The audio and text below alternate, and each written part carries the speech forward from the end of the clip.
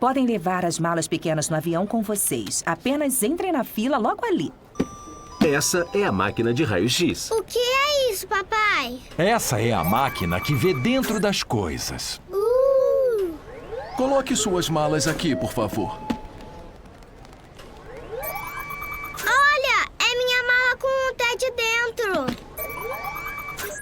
Dinossauro. Isso é mágica. Esse é o avião que vai levar a Peppa e sua família de férias. Avião! Iô! O George adora aviões. Bem-vindos a bordo. Esperamos que vocês aproveitem o seu voo com a gente hoje. Eu posso sentar perto da janela? É claro, Peppa. Sim, George, você também pode sentar perto da janela. Aqui é o capitão de emergência falando. Estão todos prontos? Sim, capitão de emergência. Então vamos lá!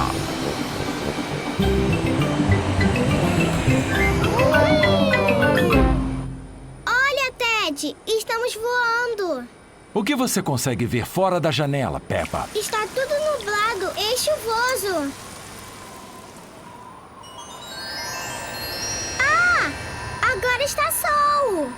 Isso porque nós estamos acima das nuvens. O avião está voando mais e mais alto.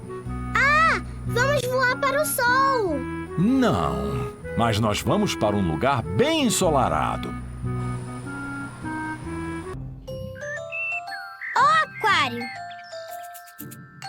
A Peppa está alimentando a peixinha Gold. Hora do jantar, Gold.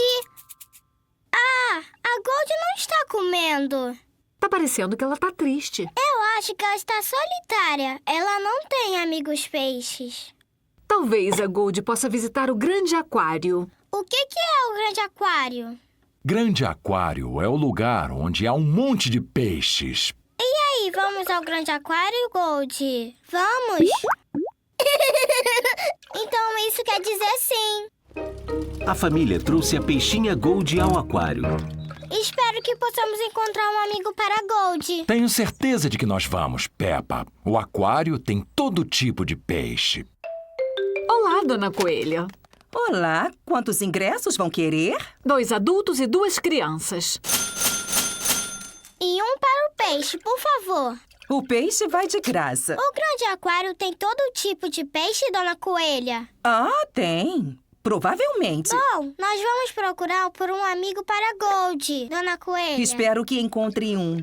Aproveitem o aquário. Obrigada. Obrigada. A primeira sala tem um tanque cheio de pequenos peixes. Peixinho. Uau!